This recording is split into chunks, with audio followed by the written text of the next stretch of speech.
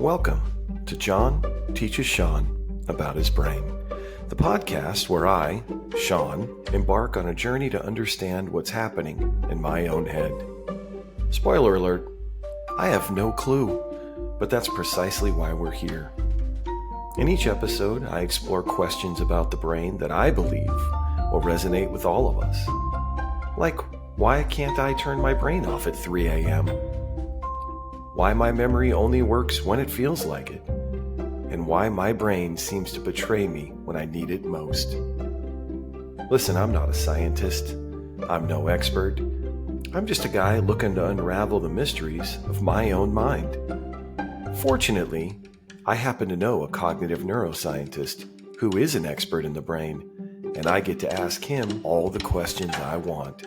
So, if you're curious, confused, or simply along for the ride, welcome. And hey, if you like what you hear, don't forget to like, follow, subscribe to the podcast, or whatever it is you do wherever you listen to podcasts. I don't know how the algorithms work. I just know that your support keeps this journey moving forward. And together, we might just discover something remarkable. This is John Teaches Sean About His Brain. Let's get started. Hi, John. It's good to see you. It's good to see you, Sean. How are you doing? I am great, thank you. What is on your mind this week? There's something that's on my mind because something strange happened. And I was thinking that maybe now that we've had all of these talks and podcasts about the brain, that maybe I would tell you what my brain did and then let you figure out what's going on in my brain. Okay, this would be an interesting exercise. Sure, let's try this. Okay, so a couple of nights ago, I had a dream, and in this dream, somebody told me, they said, "Hey, do you remember so-and-so?" And it's a name that I'm familiar with. And I didn't know this person very well because they're quite a bit younger than me. When I was in high school, they were in like early elementary. But I knew their sister really well because she was about my age. And so I knew about them kind of through their sister, but never hung out with them. But I knew the name. And I said, "Yeah, I know that person." This is in my dream, remember? And they said, "This person is now the director of the federal prison system." I was like, "Oh, wow." And they said, "You should talk to him," because, even in my dreams, I'm trying to sell Preflex. So they were like, "You should talk to this guy." And I was like, "Yes, I do want to talk to this guy." And I was really excited about it. And I woke up and it was like 2 a.m. And the dream seemed so real and vivid to me. You know, when you wake up and something seems really real and you're still kind of dreaming, you can't really separate it. So I just grabbed my phone real quick, and I didn't call this person because I don't have their number, so don't panic. I just grabbed my phone. I had a little anxiety, like, where is this story going? Did you call someone at 2 a.m? I saw the look on your face when it said 2 o'clock, and I grabbed my phone. You're like, "What?" So, no, I Googled this person's name, and their name came up that they are a county commissioner in a different state, but they were a county commissioner. I'm going, I wonder if this is the same person. And I was just kind of scrolling through, and there wasn't a picture attached to it. And I went to 2 or 3, and they would say, "Go to Facebook." And I would click on Facebook, and it wouldn't let me on because I don't have a Facebook account. I'd had an account, but I don't now. So I was just kind of scrolling through trying to find them. And I saw on it, it said they are the administrator of the county jail. Also, they're a county commissioner and the administrator of the county jail. I was like, okay, so somebody must have told me that about this person at some time. Well, I shouldn't. I'm not gonna. Yeah, don't start stepping on my part. Yeah. So anyway, that was weird to me that I had a dream about a guy. Now I know that federal down to state down to county, that was a couple steps off of their importance in their role. But to find them still in the jail was really strange. So what do you think? How was I able to dream that? Okay, a couple of things, because I think that some people, maybe who don't listen to this podcast or don't know, would call that a premonition. And I'm not poo-pooing any of that, but I think that what I've come to learn is that we don't, some of us don't fully appreciate the power of our brain. And so when you have a dream like that, and it seems so real, and there's a message in there, and then when you wake up and the message is kind of close, again, you go, oh, this is the universe talking to me, something like that.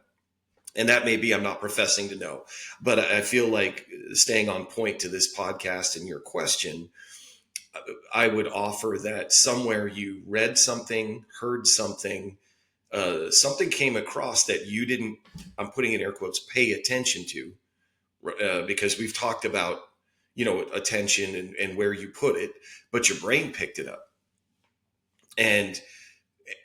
But the non-conscious part of the brain somewhere picked it up, but you didn't pay attention to it.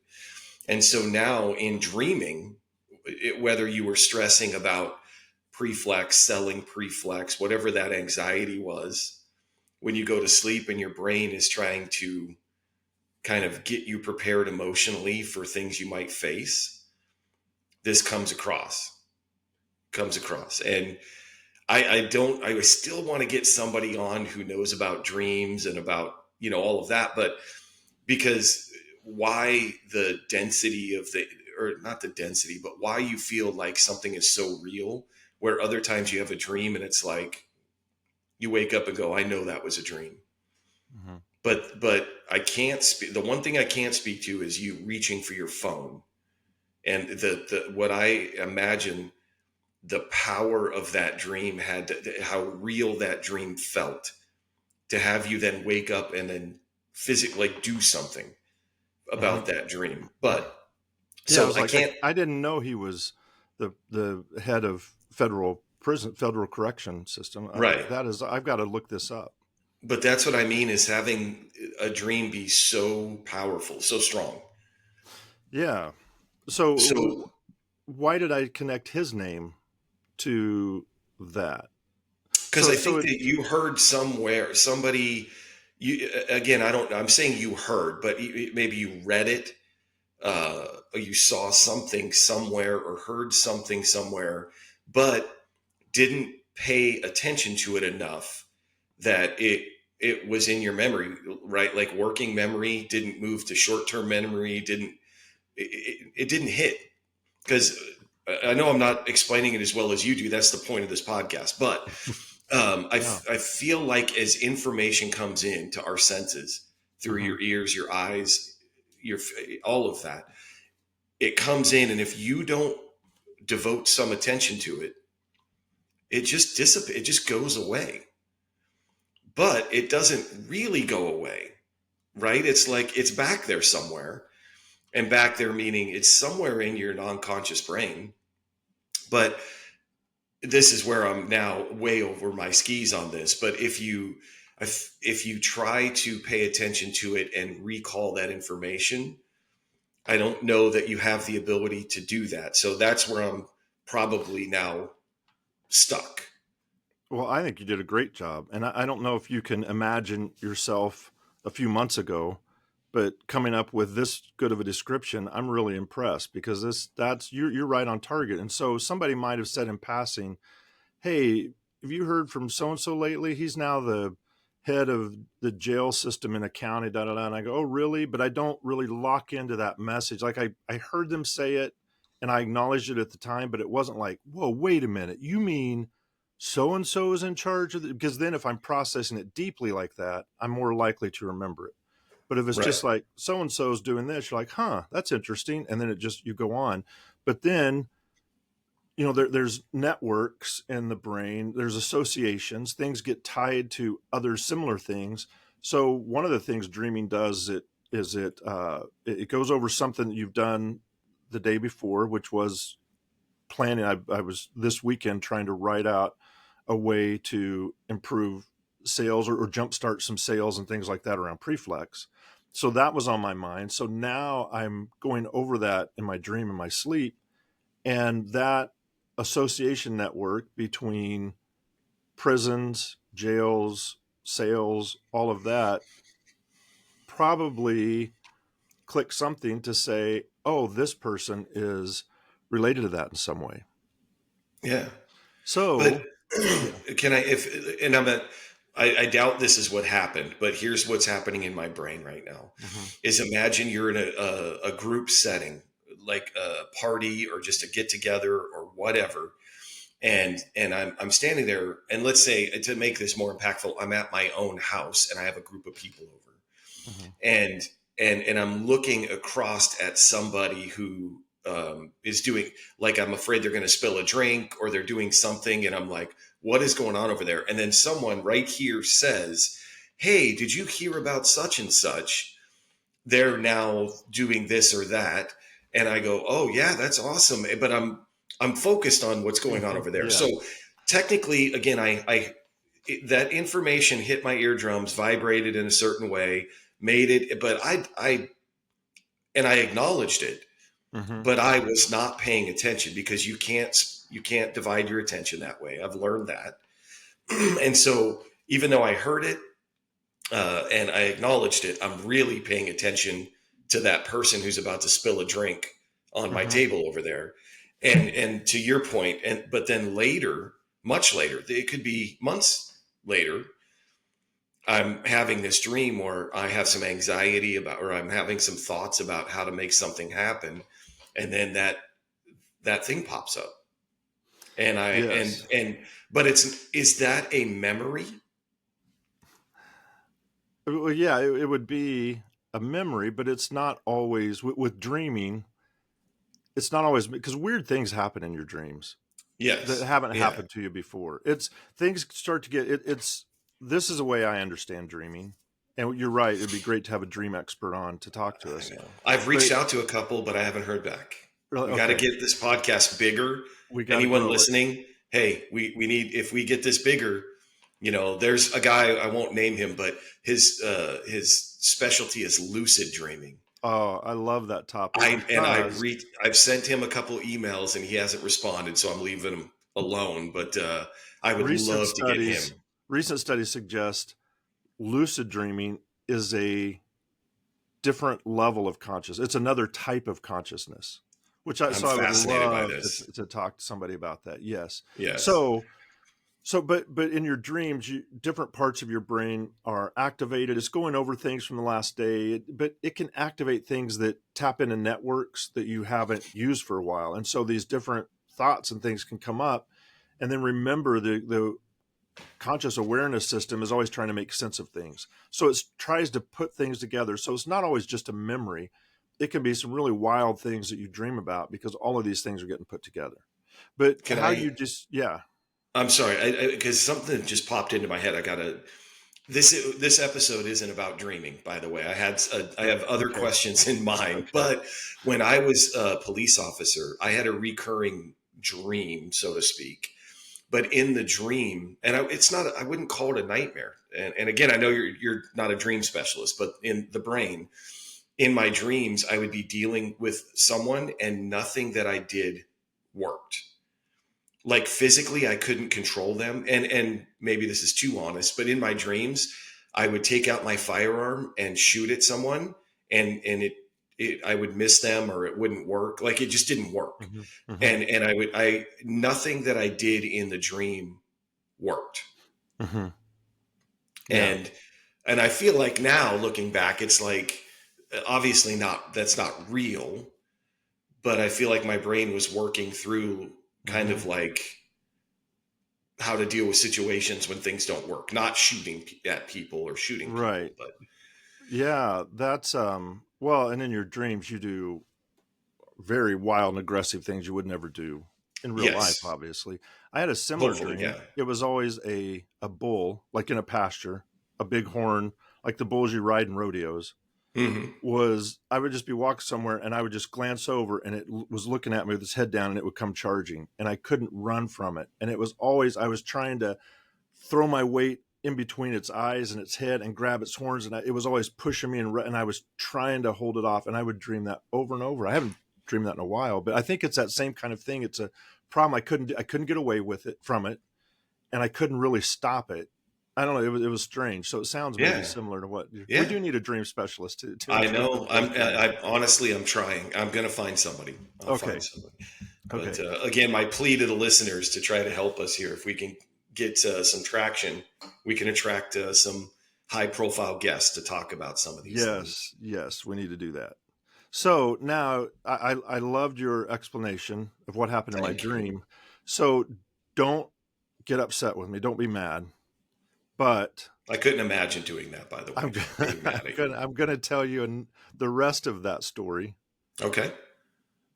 I never could see a picture of that person, so I kept trying the next day because I'm going. I wonder if because there's more than one Sean Hendrickson. There's more than one Jonathan Page. So did I get the wrong person that I'm looking for? And so I kept trying to find that out. I couldn't let it go. I need to learn to just let things go because where we're at right now is perfect, but now I'm going to spoil it because then I started talking. I finally found out from my sister that person died when they were like 21 or 22. They were never a county commissioner. It was a tragic death that I kind of remember now, but I had forgotten that they had passed away. Okay. So the person I found in this county was a jail administrator, had Right. no relation to the person, just the same name, but no Okay. relation. Yeah. So now it's back to I still connected that name with the prison system, with pre-flag, and this person wasn't in prison, so it wasn't that connection. No. Anyway, I think it just goes to show that dreams can be. Yeah, I think you have I something else think, to add. yeah, I think what just, we have, at least I have not, and maybe you can pull on my leash a little bit here, but I don't know that we have fully discovered the full potential of the brain, the power of the brain. So hear me No. out on this. Okay. Just keep an open mind for a second, Okay. because here's what I'm thinking. There is a person who existed in your life, even though maybe pretty far out in concentric circles in your life, but in the periphery, there's someone who existed in your life with a name. And this person with that name died a tragic death when they were 21. That's somewhere in your brain. You haven't attended to that memory in a long time, but it exists. This happened. Now, somewhere, going back to reading something, hearing something, somewhere, it's possible that your brain, without you consciously being aware of it, saw a name, heard a name that was this jail administrator, or just heard the name, and you connected those two things in your brain: a memory, a distant memory of a person with that name dying at 21, and then hearing this name somehow, reading it, whether you're scrolling something or whatever, and then in your dream, your brain put those together. Yeah, I think that's what happened. You're right. But But you weren't even aware of any of this until you started. Mhm. Your brain made you process this and go, oh, And look for it. Yeah, and look for it. look for the connections. Yeah, to pay attention to it. Yeah. So I think so. My thoughts were over the weekend when this happened. I was thinking this just shows that we really don't understand everything our brain is doing Yeah. as that well. There's still so much to learn about it, and we also should be really cautious about interpreting dreams and things like that because we don't know. We can estimate and assume. We can't stop guessing and trying to figure it out. That should always continue. But being really dug into, I know this is what this dream means, is something we should be careful about because we still don't really know. But I think that your description actually is how I would have described it. So I think that you're on target. But yeah, we need to learn more, and it would be great getting a dream person on Oh, the I'd love podcast. that. Like, because what you just said is, though, that is the power of the brain, because we are built to try to figure things. Your brain is always looking for cause and effect. Mm-hmm. And so I love the power of the brain to be curious and try to figure things out. Hmm. I think though the dream thing, and again, I'm not trying to insult anybody who has those beliefs, but that the universe is speaking to you, all of that. I feel like what it does is pull a little bit of, away from what we're talking about. It's your brain. Hmm. It's the thing in that's floating in liquid between your ears.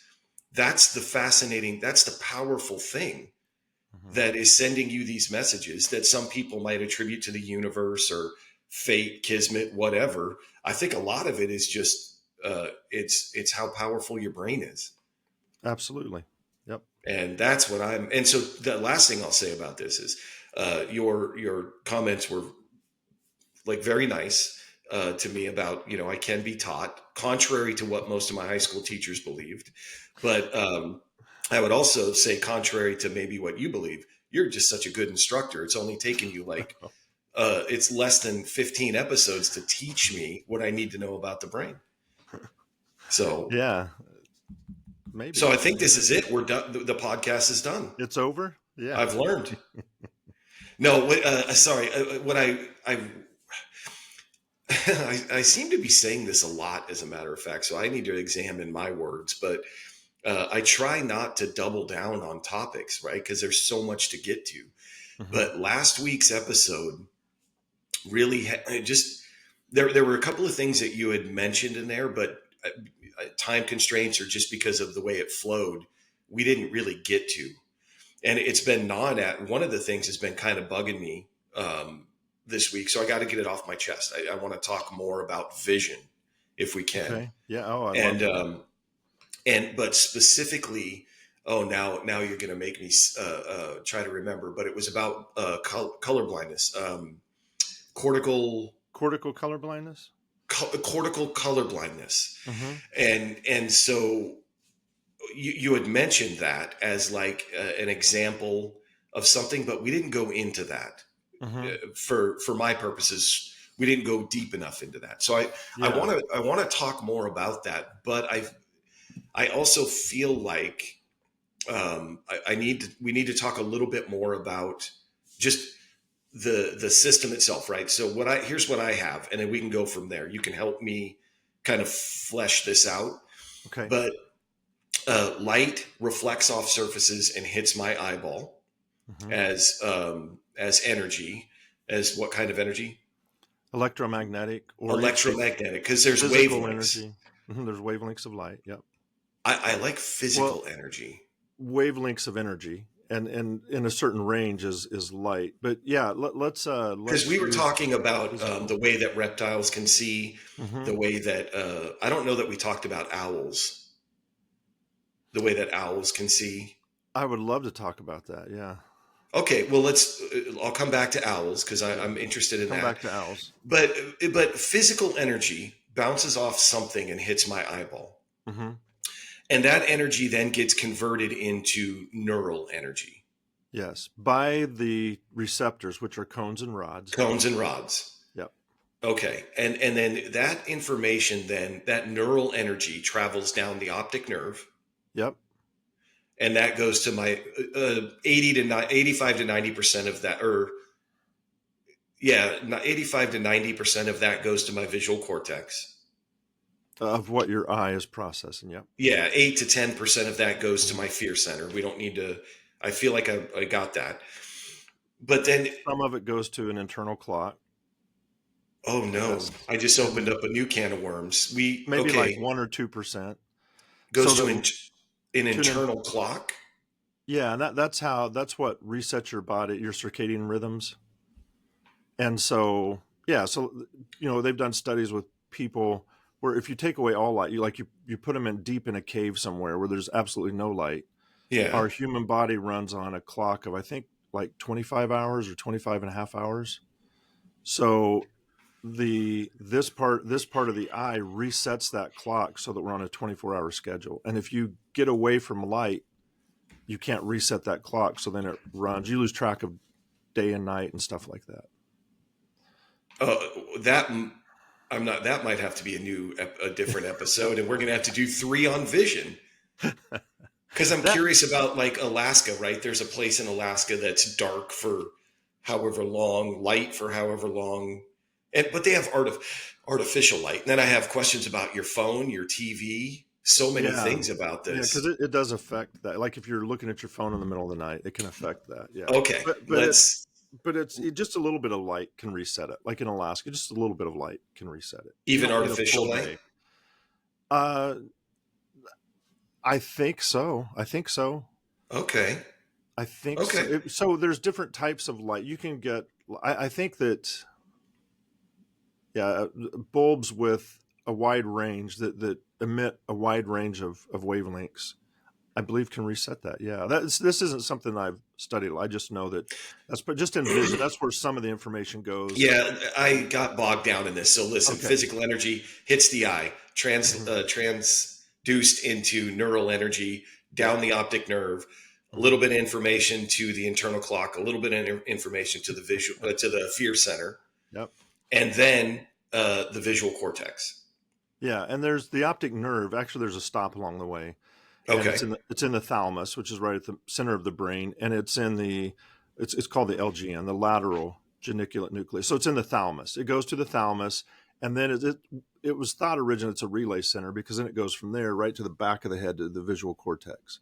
But now, I mean, but we research was showing fairly early on that it's more than just a relay center because it takes information. It'll send information from the thalamus back to the eye to tell it to focus in on certain things a little bit more to help kind of direct focus. So there's a top down effect. Like I really need to know more about this. And it, it's now, so now we're stacking episodes I know. because just recently researchers have discovered that the thalamus plays a critical role in consciousness. It's like the sensory gateway for consciousness for being able to understand. There's a lot of different levels of consciousness, but the self-awareness part, it plays a big role in self-awareness. The So maybe. thalamus does. Yes, and Okay. this Okay. is like new discoveries, but it's also where sensory information goes. So the information from the eye go there, and then to the visual cortex. From the ear, it goes there, and then up to the auditory cortex.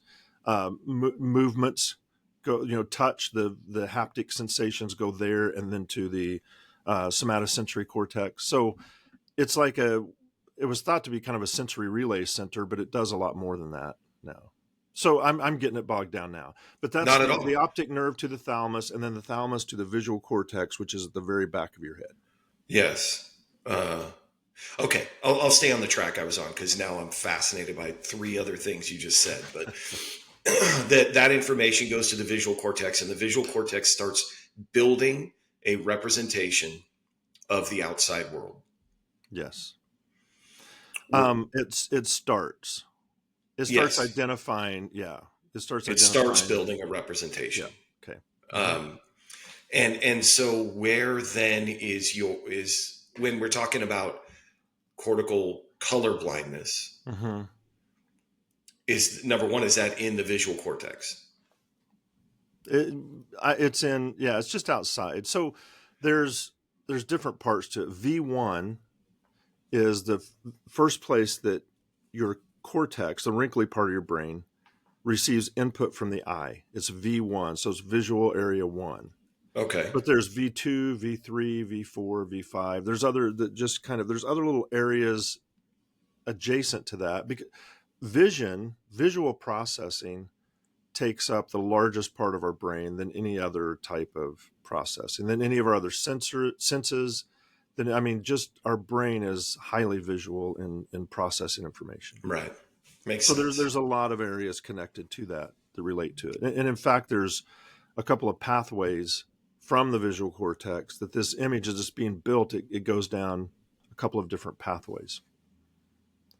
So do you want me to start kind of from there and just explain that part, or did you have some more to Well, say first? well, I'll tell you why I was asking that because I'm looking at the clock. I've taken a long time to get to my question, but the question about cortical color blindness specifically Mm-hmm. is that you had said, and correct me if I'm wrong because this was last week. It was the Mm-hmm. last episode. You were talking about damage somehow to an area Mm-hmm. that caused this cortical color blindness. Mm-hmm. And I'm sure that in some rare cases, or maybe not even rare, I don't know, maybe there's a genetic thing, but we're talking about damage to that area. Is that correct? Yes. Some kind of trauma to that area. Mm-hmm. Okay. Why I was asking, just for my own clarification, was it's not in the visual cortex, because it seems like damage to that area would cause more than just color Yeah. blindness. Oh no, that's right. So there's these pathways that information hits the visual cortex, and then it starts moving forward towards the frontal lobe, and it's like there's workstations along the way Hmm. that do different things to the image that's being built to help build that image. And so one area adds color to the image that's being created in your mind. And Okay. remember, color is not something that's a part of any object in the environment. It's something your brain adds to give you an advantage to distinguish between things. And the example that I had always heard is, why did we develop color vision? It was so that we could easily see the apples in the tree, because the red apple stood out from the green leaves, because if there's no color, then that's really hard to find fruit. And That's camouflage. it's That's camouflage. Yeah. right. That's And camouflage. we have a garden that we grow every year, different things. And tomatoes, before they turn, they're so hard to see. Tomatoes, I have to stare and stare and go, oh yeah, there. And then you start seeing more and more, but you can't see them. But the minute they start to turn a To, different color, they just pop out. They tomatoes just are stand out. green. They start They out they green. start green, Yes. but yeah, yeah, and the leaves are green, So it's so they're hard to see the camouflaged. tomato. They're It's hard to see camouflaged. them, Yep. but then they turn a bright red. hmm A And lot wow, of them. okay, so from a nature standpoint, I'm sure there's a reason that happens, but at the same time, we as humans have color vision hmm so that we can distinguish between those two things. Yeah, and so predators who have cones and differing Hmm. cones, it helps them see the prey. Sometimes will stick out, but sometimes the prey have other camouflage things, like a zebra. The stripes look like motion when there's not, and there's different things like that. So yeah, vision, adding color helps you see things, or understand your world more easily than if there's not color added. So Yeah, yeah, it just means that the wavelengths of light, an object will absorb some wavelengths and reflect others. And so our brain has found a way to show that difference in how we see it, so that we can see those. It's important. If two things that are together reflect light differently, that means they're different things. But but if we don't have a way to distinguish those, the reflective value of those two things, then they just look like they're together. Like, if you're color deficient, the red apple looks just like the green leaves, so you can't see, right. the apple doesn't pop out at you. So two questions. Let's just Mhm. pause for a second here, because the tomato. So is it fair? What you're saying is, I'm trying to wrap my head around this. When it is green and it blends in with the leaves, Mhm. for the purposes of this discussion, we're talking about energy reflecting off an object. Mhm. Does the wavelength of a tomato change? Yeah, its reflective value does, as it ripens. As it How? ripens, it absorbs different sets of wavelengths of light. Yeah, maybe this podcast is over because my brain is, I don't know. Well, so you know how let's say a banana starts getting brown spots where it's getting Uh more and huh. more ripe. It's because, and then if you look inside, it's mushy right there. Like the texture and the structure is changing with ripening. And so that's what's happening with tomatoes. That's what's happening with bananas. They start out green and they start getting more and more yellow, and then they get brown. It's because Yeah. as they age, they ripen more and more. The structure of that fruit starts to change.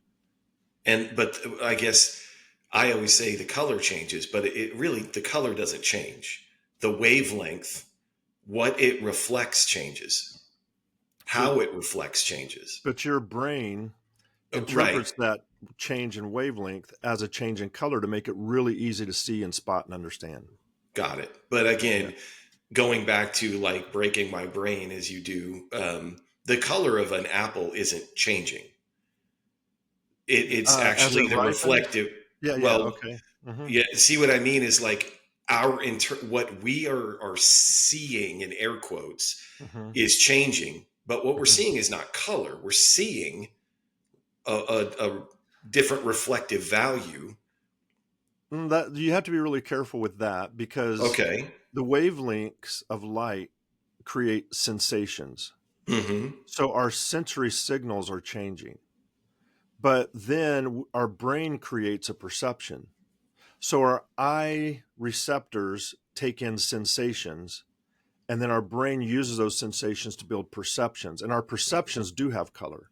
So Yes. our Yes. perceptions are changes in color. And so what do you see? You don't really see sensations as much as you see perceptions. So that's why seeing something is a, it's almost less of a strict scientific definition as it is more of a perceptual definition. That's why, bats can see with their ears, Right. like we Right. talked about last time. If I could go back to the beginning of this particular topic to defend my position a little bit, Hmm. I said that there is physical. We agreed on this physical Hmm. energy Hmm. reflecting off an object, Yep. and then that energy hits my eyeball and gets transduced into neural energy. But what I'm getting at, and maybe I'm focused on the wrong thing, but I'm really fascinated by this part, is that tomato, when it is green, is reflecting physical energy is hitting my eyeball. And as that turns more red, that physical energy changes. Hmm. Yes, that's right. That's what I'm trying to say. I know I didn't say it right by using the word seeing, but I Hmm. guess what I'm trying to get at is that the physical properties of that tomato have changed in a way that it has changed the wavelength, even to a very small degree, that is hitting my eyeball. It starts out reflecting mostly medium wavelength light, and as it ripens, it starts reflecting long wavelength light. Right. Yep. And again, what happens after it hits my eyeball, I know that's what we're focused on. But Hmm. I think it's important just to help people understand, because I'm only now understanding this, that the property, the values of that tomato as it changes, the wavelengths, the physical energy that tomato is sending to me changes. Now my Hmm. brain Hmm. is interpreting those changes and offering the perception is changing the color of it, Hmm. but the physical energy is changing. That's what I'm Yes. really like. That's the part that and I can move off it now, but that's what is really grabbing me. Yeah. Good. No, but you're right. This physical signal changes as it ripens, which Yeah. then your perception of the fruit changes. So, and Jeez. then your brain uses color as a way to represent that change. Right. Right. Hmm. And Yeah. and and the last thing I said I was off it, but the last thing is that somewhere in our conscious we've understood that the different energy that we're taking in from that means that it's ripe enough to eat or has gone bad Hmm. and is rotten. That's kind of the learning aspect of it, I think. Yeah. Yeah. So now when you put Hmm. it all together, I'm looking at a tomato, which is gross by that, but I'm looking at a tomato An and apple, then. and uh, sure an apple, but I was stuck on the tomato thing that it was, it's green. Um, and I see it as green. Somewhere I learned that green it's not ready. Yeah. Right. And then this certain color of this certain wavelength that it gives off tells me that it's ready. I learn Hmm. that ripe means ready to eat. Hmm.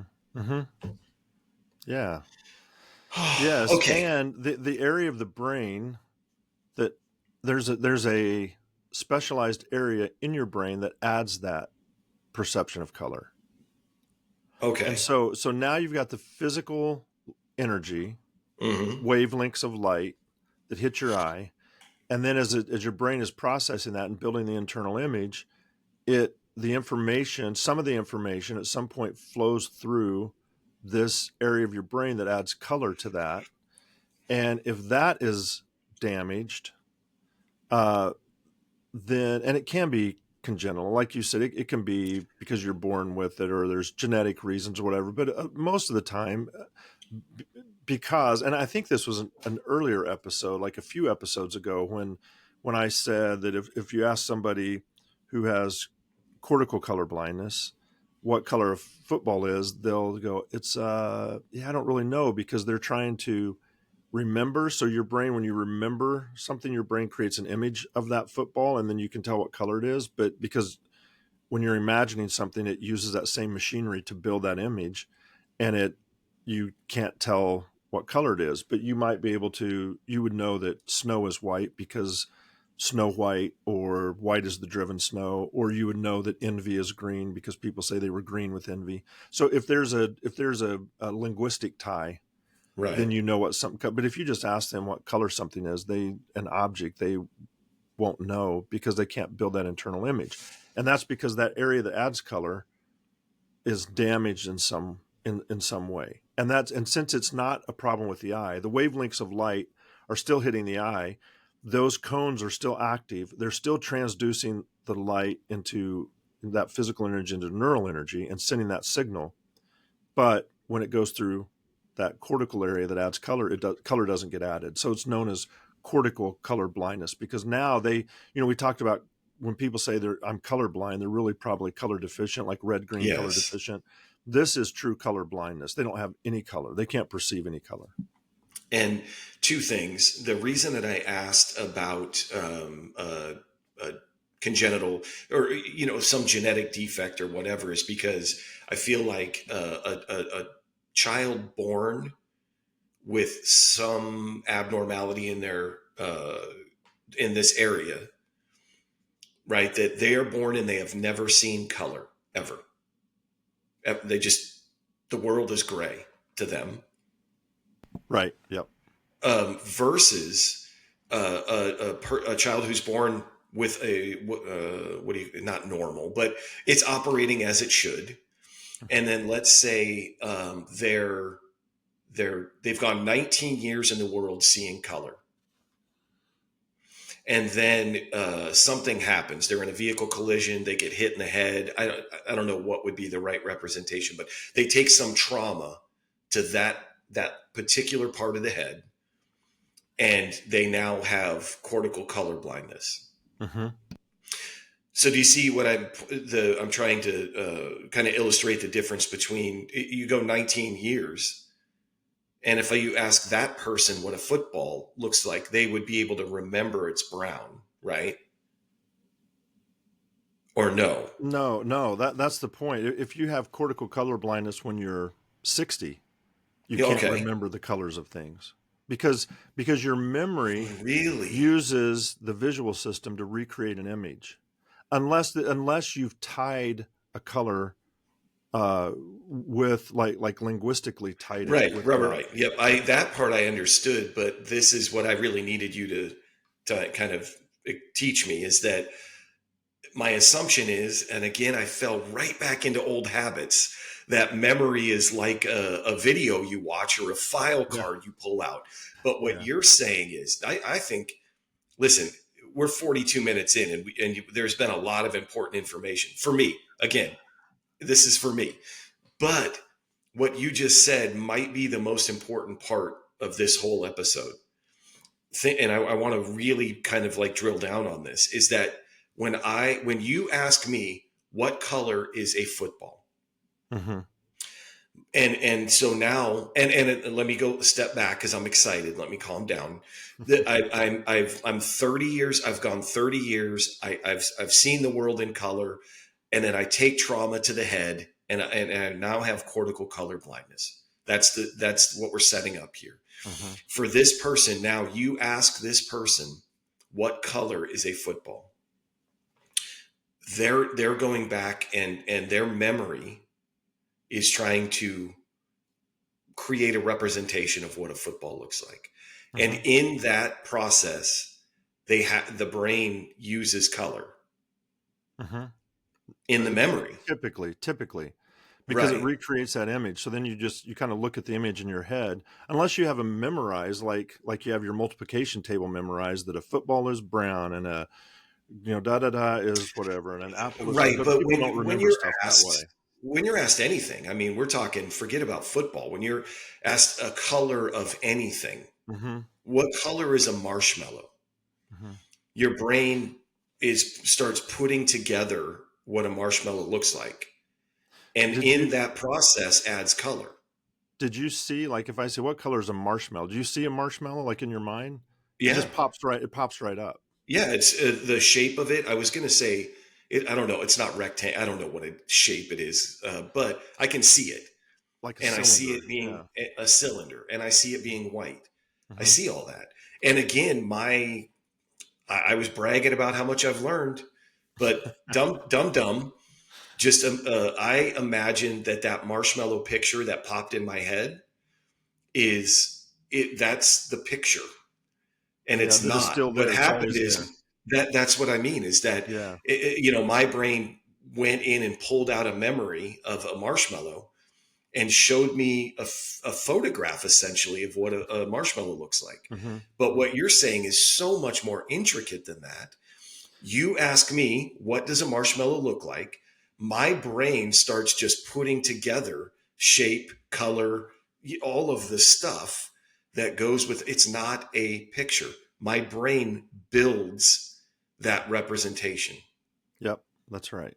And it uses the visual system to go through all the different areas to add the shapes and colors and stuff like that.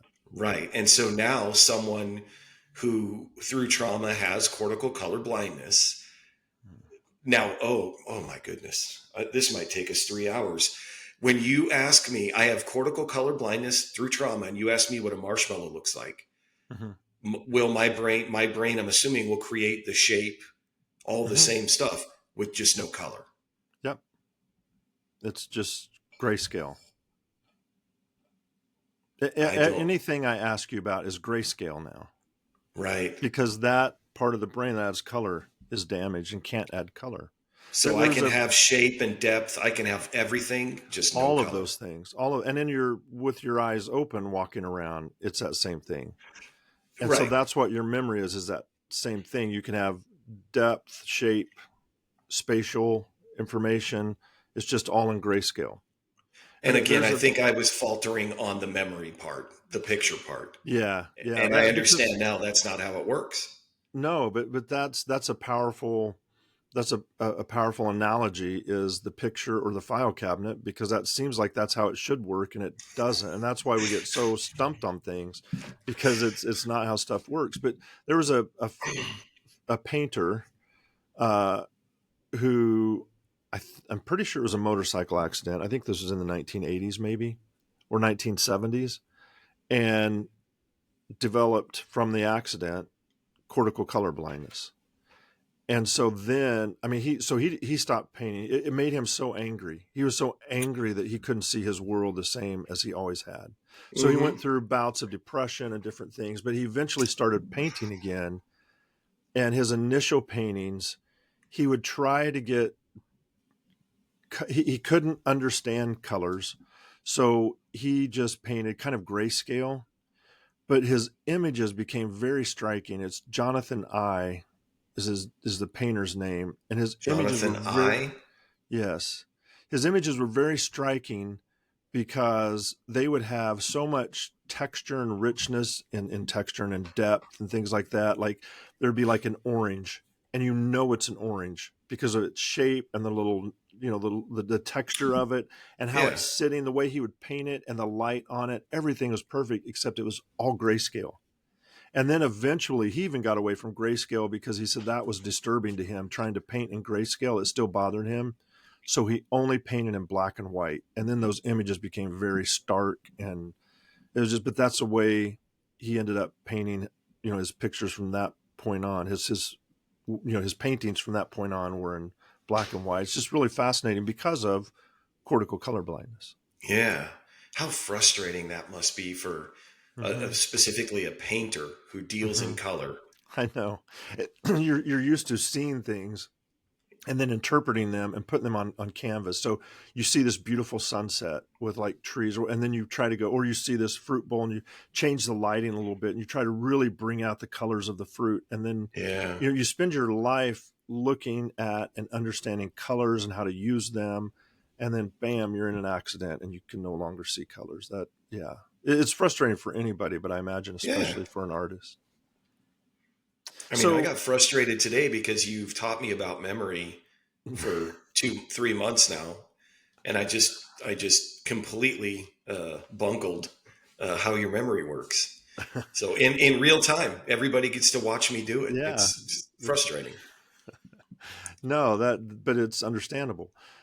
But from the visual cortex, there's a couple different pathways that information takes, and this isn't we talked about the high road and the low road. Yep. The Yep. low road going to the limbic system, like the amygdala and all, for fear detection, and the high road being our visual. 80 to 90% goes to the high road. This is different. These are pathways to build an image. So these pathways initiate from the high road, Right. and they're called the dorsal and ventral pathways, the dorsal path and the ventral path. And Based on where they are in the brain, anatomically. This one I yeah, so actually know. like a dorsal fin, Yep. That's or how I ventrals, remember like them. a ventriloquist, like a stomach talker. Yeah, so the ventral Oh, pathway. oh, I didn't think of it that way. Okay, that's where the Okay. term comes from. Yeah.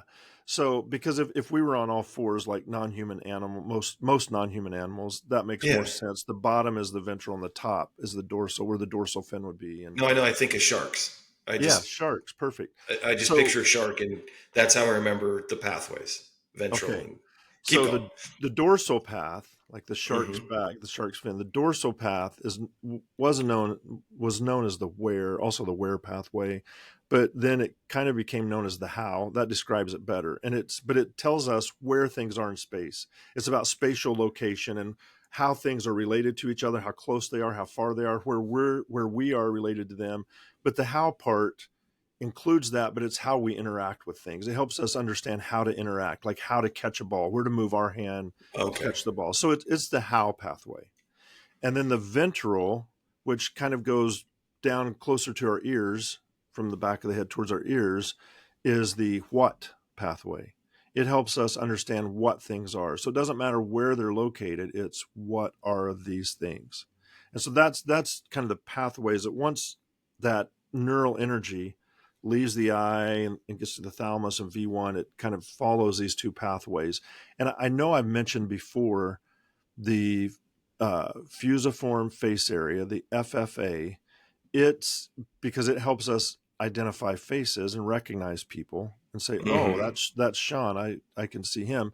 So that's kind of down at the back of your head, lower on the back of your head. That area is a fusiform face area, and it processes facial information. So just like in a similar way to how the part of the brain that adds color, if it's damaged, it leads to color blindness. Even though it's cortical color blindness, you can no longer see colors. Right. If the FFA is damaged, it leads to face blindness, and you I've heard can't of this, see of face face. blindness. Yeah, it's the term is prosopagnosia, and it Sure. means it's a face blind. You can no longer understand faces. So Okay. now you see people, you see them, and they're moving around, but you don't know who those people are. You can't identify their faces. And there's a couple of there's a couple of ways as to, I don't think these are two qualifications of prosopagnosia, but just people kind of fall into kind of two camps. So one is aperceptive, where they literally can't see any facial features. They can't identify where a nose is or where a mouth. It's like faces. The arrangement of faces is weird. They might say, "I see that there's a nose, but I have no idea where it is on the face." It's just you. It's just they can't perceive that part. And then there's an associative part of it where they can see features of the face, but they can't tie those features. They can't link them to a person or they even get confused looking in the mirror. They don't even recognize their face. They can't see their own face. I was going to ask that question about their own face. Yeah, they don't see Can't it recognize either. that either. And again, I mentioned Oliver Sacks before in his book, The Man Who Mistook His Wife for a Hat. For a The hat, yeah. title of that book was, that chapter is about prosopagnosia. And this prosopagnosia doesn't have anything to do with gender, race, ethnicity, intelligence. It's not tied to any of those things. And so this person was that Oliver Sacks is talking about, had his PhD in music and taught music at a university, but he developed this later in life, and all of a sudden he couldn't recognize faces, and it took him a while to understand. There were like a lot of errors that were happening before they put together what was actually happening to him. But he would stop and talk to the meters, like the cars are, thinking it was a person, ask him how they were doing. How you doing today? It's good to see you. Or he would pat like a couch, like the knobs on couches, thinking it was a child, because he couldn't recognize. He thought, oh, that kind of is built like a child. That's probably a child. Or he would see a child and just think they were, that they weren't a child. So yeah, or a person. Mm-hmm. But usually there are. But if in this case with what Oliver Sacks was telling about, he could still recognize people other ways, like their voice. Like there's no damage. So you could tell when somebody started talking, oh, that's my brother Mike that's talking, is what he would say. Or if he showed him a photo of like 5 or 6 people, he would say, do you know who these people are? He would immediately identify the one that he knew, which was almost always his brother. He goes, yeah, that's my brother Mike. Man, he's quite a character. And he would laugh, and they would say, well, how do you know about Mike? And he'd say, oh, I'd know that mustache anywhere. So it would be like a feature, like a large, because Mike had this really big mustache that covered his mouth too. Like it came way down, one of those really big bushy ones that Mm-hmm. covered his mouth, kind of like Yeah. the Sam Elliott type mustache. And it's like, oh yeah, I would know Sam Elliott anywhere because that mustache is so different. But it's not the face that he's recognizing, it's a feature that he's recognizing. Yeah. Yeah. So that's Well, another example of when your brain is, and then if you ask them in memory what somebody, they can't describe what they look like, because I got again, this one now. I got this. okay. I got this. It's not a picture. He doesn't remember Mike from a picture. His brain, when you ask what someone looks like, cannot put together the features of Exactly. the face. With prosopagnosia. Yeah, that's Right, right. right, right, right. With If there's face blindness. damage. Hmm. Yeah. Now you said, though, not to drill down too much on this guy, but he developed it later in life, so there was no trauma. I This think there was a just stroke. I think he'd had a stroke, okay. or a Okay. mini stroke that they didn't know at first. Right. Okay. Okay. Mhm. So that counts as trauma. Yeah. Yes. And it didn't Yeah. affect his. Well, so most people with prosopagnosia. I don't remember this example specifically, but most people with prosopagnosia have no trouble identifying other objects. He did a Just little bit. faces. He did a little bit. If something looked like it might have a face to it, he would struggle with it. But and there's varying levels. Obviously, there some people have the condition is worse than others. But if you have trouble identifying objects, that's usually includes everything. So that's just spoken about more as just a visual agnosia. It just means kind of the inability to identify objects and things, Yeah. and that's Yeah. damage to other areas. But all of these are damage. We're talking about damage to different parts of the brain, which affects your perception and your memory and your imagination. If you try to imagine something, not even from memory, but just imagine this, Right. I can't imagine it in the, if through the deficit I have, I can't imagine it through that deficit. It Here. includes whatever that deficit is. Yeah. Here's what I'm taking from it. Just me. Just having heard all of this information. Two things, and they kind of blend together. But the first thing is that how many different parts of the brain are involved in putting together this representation of the world, Hmm. It's a and lot. it seems like it's a lot when you're talking about color and shapes and just all of these things. Motion is another area. Motion. People with that, it's like they're seeing snapshots of something, like They're getting It's ready to stop cross the motion road, and almost. there's a car like, 200 feet away, and then all of a sudden, boom, it's like right up at them. They can't see the smooth motion. It's just they'll get a picture every once in a while. So it's like strobe light that slowed way down, and yeah. Yeah. And so when I'm now trying to wrap my head around, so to speak, but when I'm trying to understand how many different parts of the brain are involved in putting together my perception of the world, then I think about how fast that's happening. Hmm. This energy hits my eye, and like I have a representation of the world. Yeah. That is what is really striking to me. When you think about, I don't want to say bureaucracy, but think about anything that has a lot of moving parts and how slow things happen with all those moving parts. So can I break your brain one more time? If you must, please go ahead. It when seems to be the we theme here. when we see something, when that image is built, that does take time, and it can be, a tenth or 2/10 of a second for your brain to be, because it has to go through so many steps. And just think, this is actual neural energy that a cell, your eye, your receptor gets it first of all, but then other cells in your brain will pick up a signal, and they'll process a little bit and pass it on to another, and then that next one picks it up and they process it and pass it on. It just keeps getting passed through all these different areas to build this image. And that takes time. That isn't instantaneous, because it's much slower than electrical current. We have what's called, well, I won't get into that, but it's an electrochemical signal, because it runs like down the cell, kind of like electricity, but at the end it has to release different energies, neurotropins, and different things, neurotransmitters that then are picked up by the next cell, and then it's almost like an electrical signal. It happens really fast, and then it releases neurotransmitters that kind of float in this open area for something to absorb it, and then the signal keeps going on. So it takes time, and when we're talking about a tenth of a second or 2/10 of a second, that doesn't sound like much time. But imagine if you're pouring yourself a drink and you're a couple tenths of a second behind, it'll be overflowing before you realize it's full. Right. So what our brain has to do is it becomes a fortune teller, and it's predicting what's going to happen in a tenth of a second or 2/10 of a second. So Mm-hmm. it predicts just enough ahead that it keeps us up to operating in the moment as things happen, but that's based on predictions.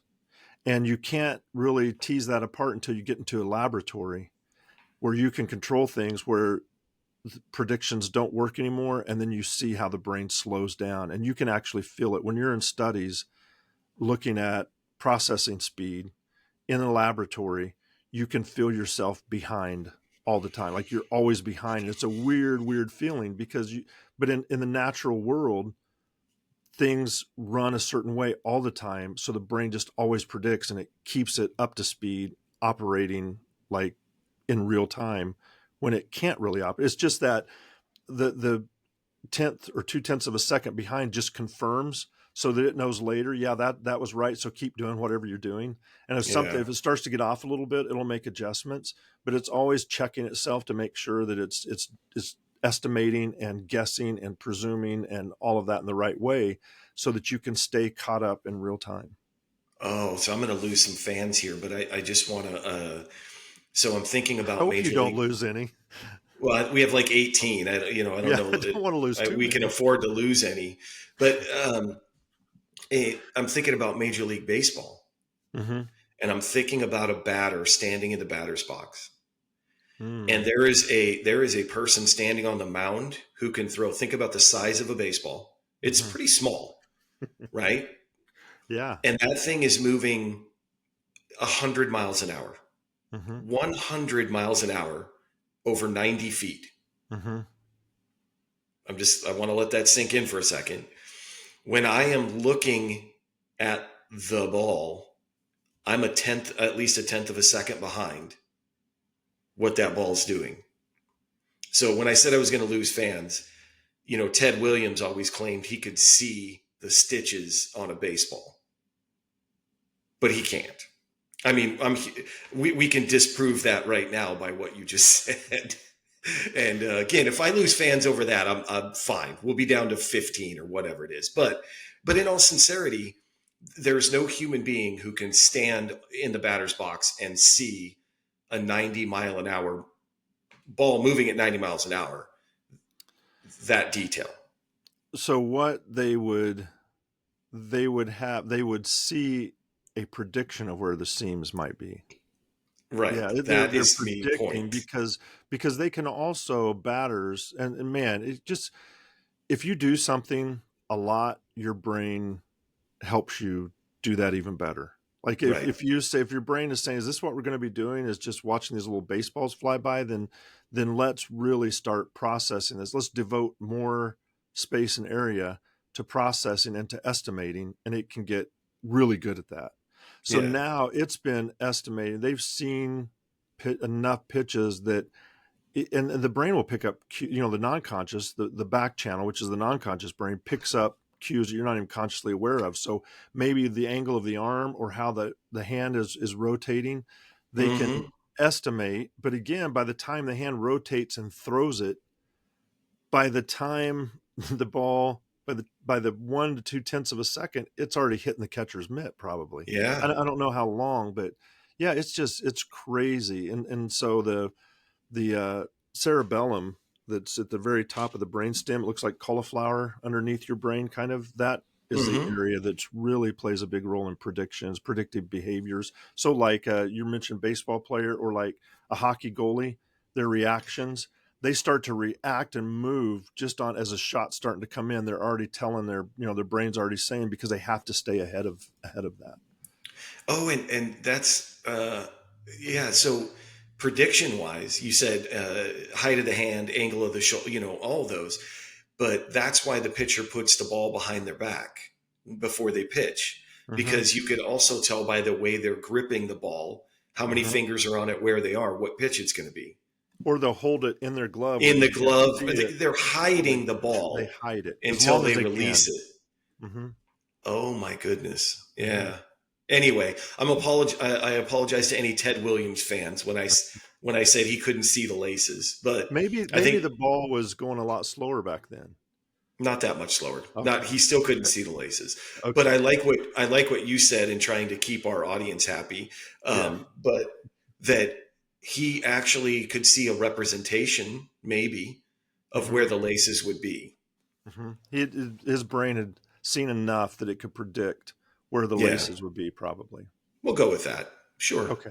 Okay. Sure. He was No, doing but that something because he could hit very well. but I think that what again, we're going back to um, just a lack of appreciation for how powerful your brain is. Mm-hmm. And I know from you that one of the questions the brain asks is, are we going to do this a lot? And the way you answer it is by doing it. So if Ted Williams is in the batting cage taking BP, and playing in games, if he does that enough, he's training his brain to go, we're going to do this a lot, so let's Mm-hmm. just make it automatic. When I see the pitcher open their stance and do this thing, I know it's a fastball. Mm-hmm. And that's why even the best hitter in baseball, Ted Williams, he only hit 4 out of 10 pitches. And that is like the best there is. Mm-hmm. Think about that. Is he's right 4 out of 10 times. Not even half the time is he right. Mm-hmm. But I think what that really ties together. What we're saying is your brain is predicting something, and you're taking action based on that prediction, Mm-hmm. and it's really, really powerful. But now Yeah. when you have another human being who knows that you're trying to predict their pitch, now they're doing things to try to. That's why I love sports. I Mm-hmm. love sports because you have these at least two individuals whose human brains both work the same way, and they're both trying to do things to counteract the way that the brains work. Whether they know, I doubt that they know as much about the brain as you do and the way you explain it, but they've figured out that But they a know. batter can predict what I do, so I have to Mm-hmm. change these things. Yeah, and that's why pitchers, when they'll start to get hit more, I've heard them talk about, and their coaches saying, yeah, we got to go back in and start watching some film and figure out what their tell is. And a lot of Yes, times they don't even know what their tell is, and they can't, watching film, you can't really see it, and maybe the batters don't even know what, but the non-conscious who's looking for it's patterns will it's pick picking up up something. something and go, Yep. this is what we're going to do. So you have to be so careful about that. And that's why Yeah. knuckleballs are so hard to hit, because you can't predict where a knuckleball is going to go. I mean, they travel slow in comparison to curveballs and sliders and fastballs.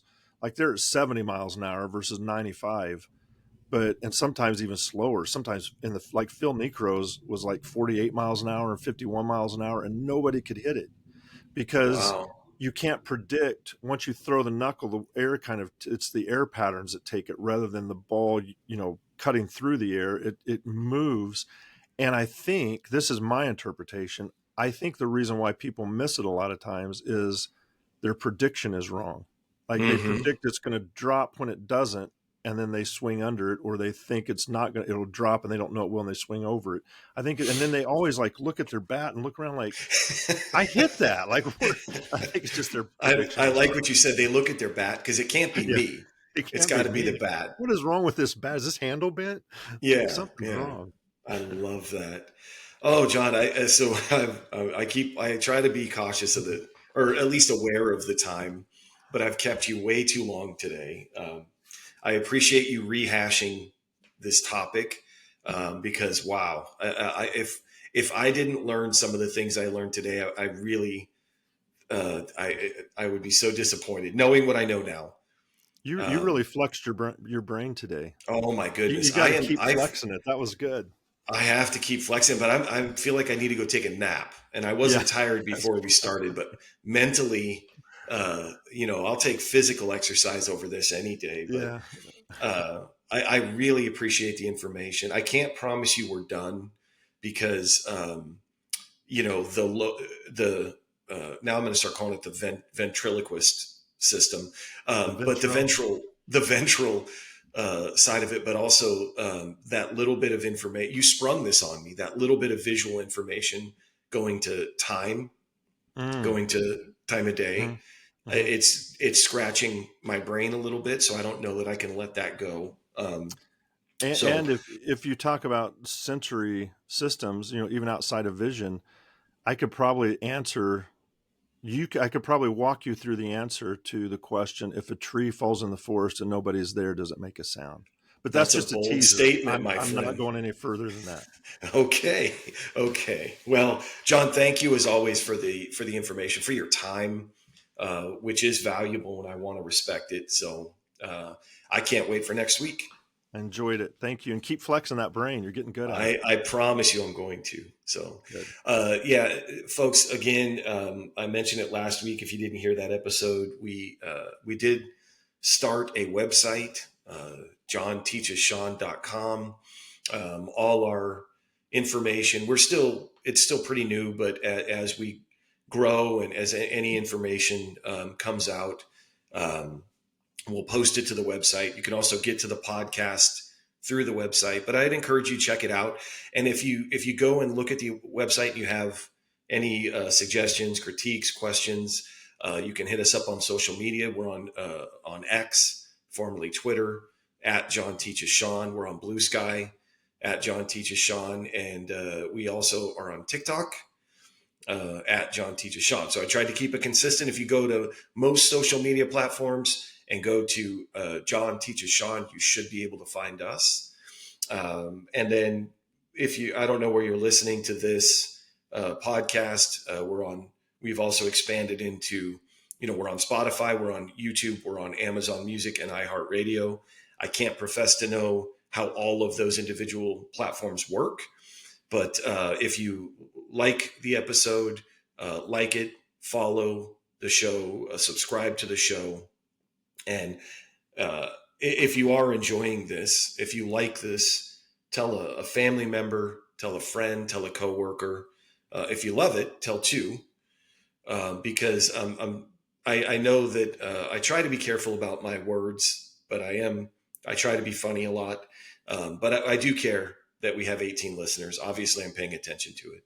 So as that number rises, I mean what I said. I feel like if we get more likes, more follows, if we start to move up the charts, so to speak, it would increase the likelihood we could get guests on here from neuroscience, dreams, the list. I think that we could get so many great people on here that we could talk to.